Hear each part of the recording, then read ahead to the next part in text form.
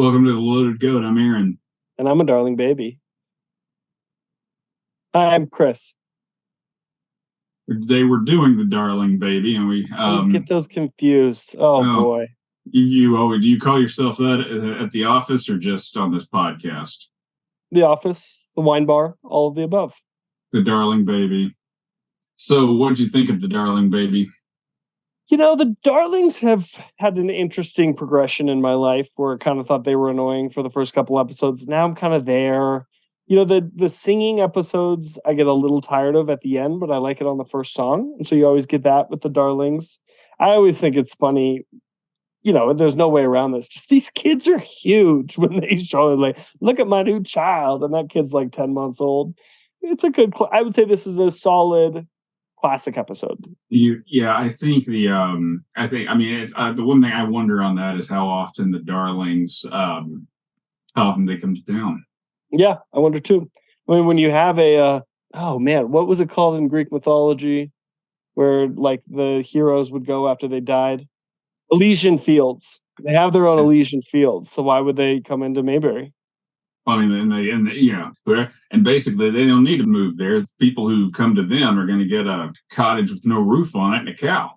Yeah, and old dirt floors. So this episode first aired on December 7th, 1964. Sadly, it was the last Tags episode written by Jen Fritzell and Everett Greenbaum. And they left a swan song. They left to write 3 movies for Don Knotts: The Ghost and Mr. Chicken, The Reluctant Astronaut, and The Shakiest Gun in the West. They would also write a number of episodes for MASH. Oh, yeah. As a duo throughout. Yeah. Okay. So we open with Andy looking at an egg in a bottle that Opie has put together. He heated the bottle, buttered the egg, put it on top, and let it cool. And once it cooled, the atmosphere pushed it down into the bottle. Have you ever done this? No, you? No, but I think I have heard of this. I assume the egg is hard boiled and deshelled. Yeah. Okay. That's always been my assumption too, is that you gotta, at the very least, you gotta hard boil it. Yep.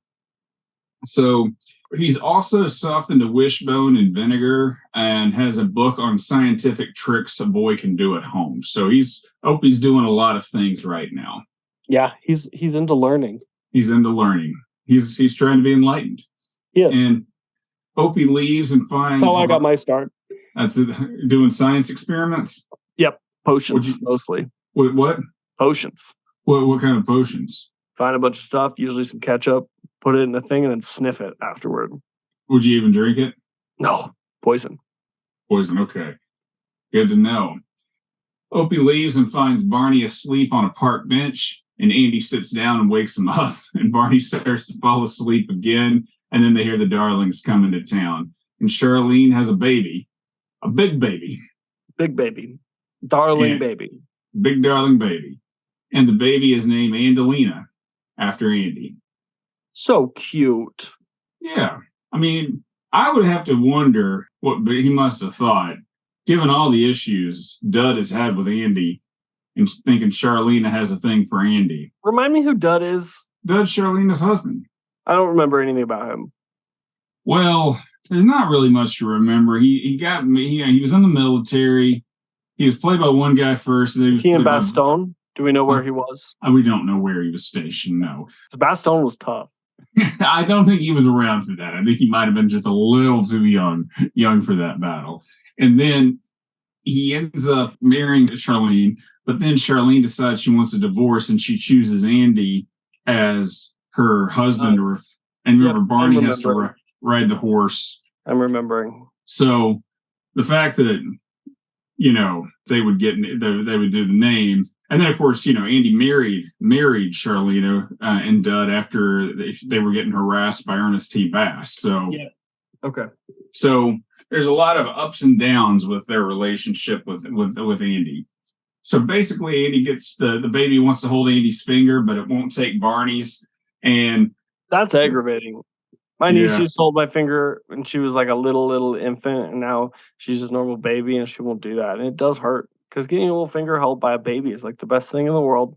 I kind of feel like everybody who carries on about like, oh man, I can't wait until my friends, or if you're a grandparent, like having grandparents and being like, I can't wait until they have kids. I'm like, yeah, but I was like, there's going to be a period where that kid's going to want, it doesn't matter if you're the grandparent or not. They're not going to want much to do with you. They're not going to want much to do with anybody. Yeah, because you're putting all your hopes and dreams into this little ball. You gotta, diversify your interests. I'm also saying you shouldn't get hurt because you're dealing with an infant. That's true. They have very little live experience. Yeah, but I mean, and cognition. And so I wouldn't take it so personally, Christopher, is what I'm trying to get at. Yeah, I handle it better than Barney does. Yeah. Peanut. I would say you probably do. Andy looks at the Dillards and says, you boys must be proud to be uncles. They all have that, that just empty face. And Briscoe says they're too choked up to say anything. And they go into jail, and it turns out the Darlings have come to town to find a future husband for Angelina. And Andy mumbles to Barney that they won't find anybody, and they'll just head back home. Which I'm kind of like, that's being naive about the Darlings. You have to the Darlings don't take no for an answer. No, they do not. And it turns out that whoever they betrothed Angelina to, the lucky man is going to get a dowry of a cow and a cottage with a dirt floor and no roof. All it needs is a better roof and some new mud on the floor. Yeah. Sounds like an awesome place to live. That back 20 feet. It's also near a hillside that has really big boulders or hard boulders or something, which to me sounded like they were going to roll down and, squash the house. I mean, it does not sound like an ideal place. It wouldn't be a place I'd commit my young son to. No, it's no Arlington. No, Alexandria. Later that night at the Taylor household, the Darlings show up and say they're done looking for the day, and they wanted to play with Andy. They said they did come across one youngin', but he had a big wart on the end of his nose. And Aunt B comes in and asks if she can take the baby over to Mrs. Jones or Miss Jones. This is weird. Mrs. Jones should come over there. It's such a strange thing. I mean, I think in this day and age, I don't know what it was like back in 1964. The notion of, can I take your baby next door, would never have flown. Yeah. So they sit down to play. There is a time. And Briscoe takes his handkerchief and starts to cry, and Andy is moved and stops playing. I think this is a nod to this is an original song by the Dillards, and it's considered to be one of their greatest songs. Yeah, I've got no complaints about the song. It was nice. Yeah. I didn't cry, but I didn't not cry, Did you take a moment and just be like, skip? But so you didn't take a moment. No. Did you? I did take a moment. You paused it and you were like, all right, No, I did take a moment to stop and be like, man, you forget how remarkable this song is. Wow, yeah. Really makes you think. It's like the first time I heard Love the Way You Lie by Eminem and Rihanna. I thought you were going to say it's like the first time I ever heard Bye, Bye, Bye. I'd actually wish I remembered that. That's absent in my skull. I feel like you're placating. I feel like you're patronizing me. Yeah, I feel that way too. So in comes Opie, who's about to go to bed. Briscoe and Charlene are impressed, and even though Opie's 10 and Angelina is anywhere between the ages of 10 months and 2 years old, they're not worried about the age difference, because Briscoe's wife was 17 and he was 30 when they met her, and he was her second husband because he had been run over by a pack of hogs. So if Andy's looking for a way to shut this down right away, arrest him right then and there for that marriage. I don't think that was an issue back in. It's definitely an issue. Whether or not it was legal or not is a different one. Child brides have always been an issue. Just whether or not you're gonna, act on it. Do you like how I painted you as pro-child bride here? You're not painting me as pro-child bride, but you are painting me as living in the mountains in 1964. What do you think anybody? I don't know. You're older than me and from Tellico Plains. I don't know what your existence was. There's no existence other than, I have been other than there are people who got married at that, quite a few people who got married at that age. Yeah. Becky. No, not quite. But especially I got in some 19. dark eyes from my wife when I said that. I'm naming names today. I'm just kind of like you gotta. Like, I mean, I'm just going to tell you, consider all things being equal, you need to stop naming people's names, and you need to stop, and you basically need to remember that 1964 in the rural South was a different period, and there were people that got married at before the, if their parents signed off on it, they could do that. Here's what I'd say about all Southerners in the South. Lovely. Go ahead. Go ahead. This is just a joke. It's a motif I'm gonna carry forward. All right. But I'm just saying, you're like saying Andy could arrest him. I don't even know what the age of what the appropriate age there was in North Carolina. But if you know who would know, the Justice of the Peace.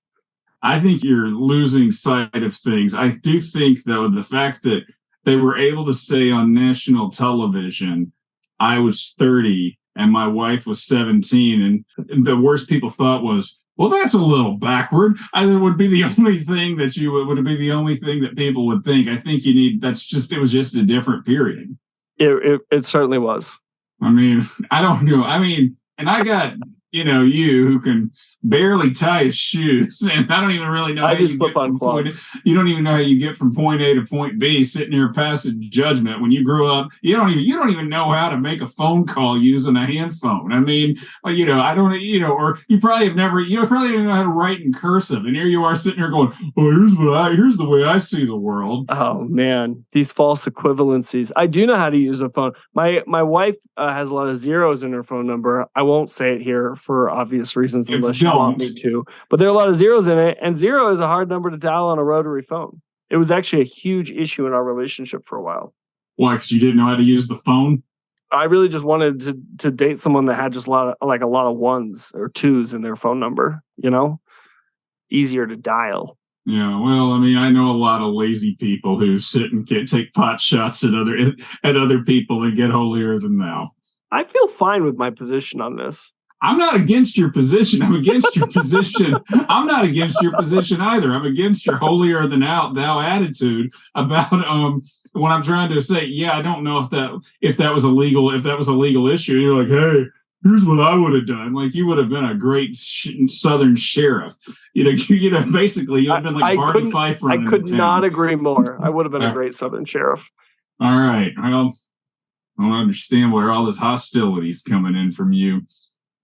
In comes Opie, so we've already talked about Opie coming in. They say they want to commit Angelina and Opie as we go to commercial. This episode was produced by Pod Machine. They do a great podcast and a great rate. I was fortunate to get started on this a few years ago, and I've just been very, very pleased with it ever since. I mean, they can, they will edit your podcast. They will do artwork for your podcast. They'll do the YouTube videos for the podcast, and they have a very quick turnaround time once you upload all your material. So I highly recommend it. I'm pro pod in general. I love bean pods. I like pod hotels. I like pod apples, maybe. But you know what pods I like best? Pod machines. Pod machines. Me too. I like them better than podcasts. I honestly don't even really like podcasts that much. So I'm just thankful that you're here. Why do you do this podcast? To see your dimples, baby. To see my dimples. Well, and if you really push hard, my Pod Machine might be able to give you some dimples. I don't know. So go to podmachine.com to learn more and enter Loaded Goat at checkout for a 10% discount. And that's spelled just like Loaded Goat. And after the break, Andy is probably about as forceful as I've ever seen him. He says, no, Mr. Garland, absolutely not.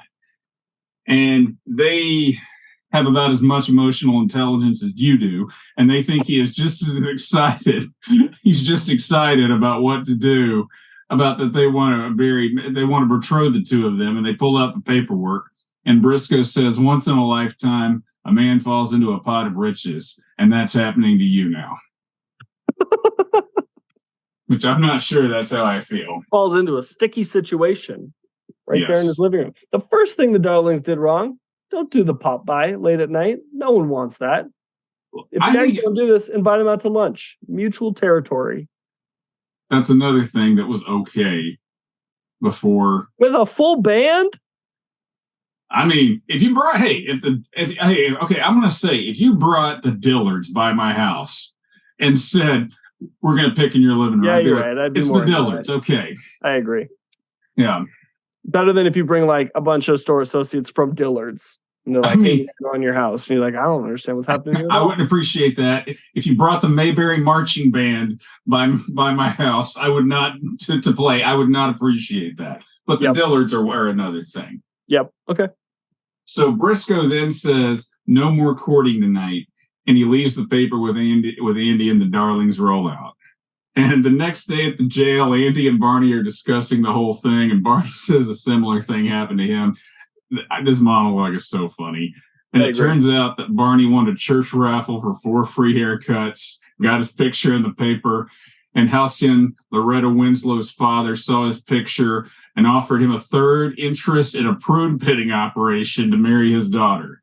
Apparently, she was not very pretty, and he described her as Bisto Maristo, and that Barney had to keep saying no. And it turns out that she went off to finishing school, but unfortunately, she's still ugly, single, and pitting prunes. It's just really quite a picture he paints of her. Yeah, I mean, I still kind of was like, I'm surprised Barney didn't jump at that. Is this the scene where Barney says he's 35? Which I looked it up, but he was like 41, I think, when this episode was filmed. Yeah, but I mean, I think they had him all a little younger than they actually were. I don't think we'd ever heard an age from them before. Yeah. And so, that shocked me a little bit. I know we didn't have, the Botox and the, retinols that we used to have, but that we have now, but I was surprised. I mean, I think honestly, like I remember a few years ago, I went to the NASCAR Hall of Fame in Charlotte, and you go look at a lot of those drivers who were in their 30s from like the early era of NASCAR, and they look like they're in their 50s. There's a photo we have of my grandfather when he like got a new job, and he's like, I don't know, he's balding, he looks old, he's like my age. And it's like that's like a guy that like mid to end of his career. Look at me, and I'm just a schmuck who's trying to rub 2 pennies together.